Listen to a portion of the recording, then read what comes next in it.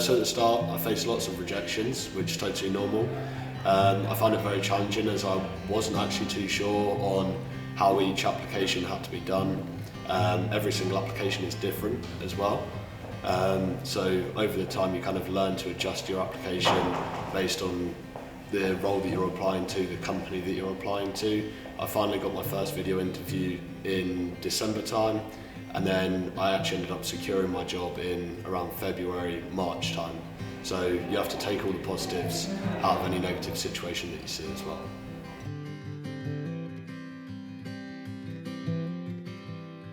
During the time when I was in second year, I didn't really utilise the resources that you got given. I think this was because it was during COVID, so it was very hard with it all being online.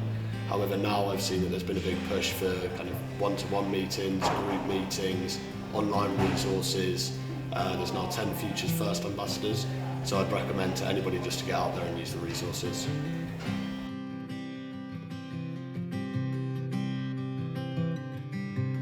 So I worked in a tier 1 automotive supplier. The plant where I was working at, we built and supplied all the seats to Mini Oxford. So my role was a production control and logistics student.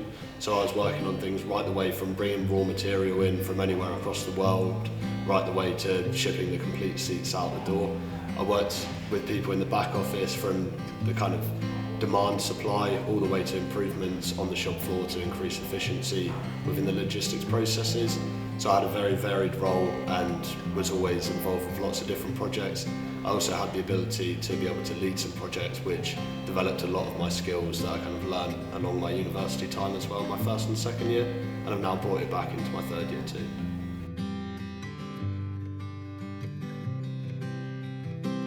In my first year I had a module about leadership skills, so when I was leading projects I had to find different ways to manage different people depending on how they like to work. So some people would need to be told more how to do things, whereas some people were more kind of needed just to get on with things on their own accord. So modules like that I kind of brought in all of the knowledge that I learned. You also have a lot of soft skills that you learn across your university time from group projects. And you also have Microsoft skills that you can bring into your placement. A lot of other skills you can develop on these during your placement year.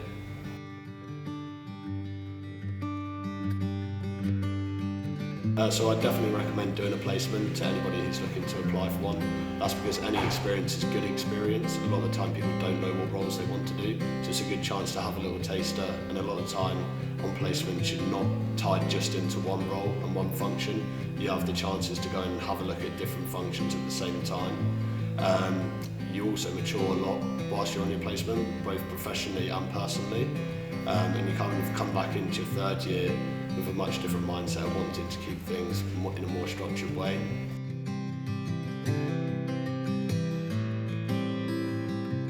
So what I would suggest is to anybody who's applying for placements, just be yourself.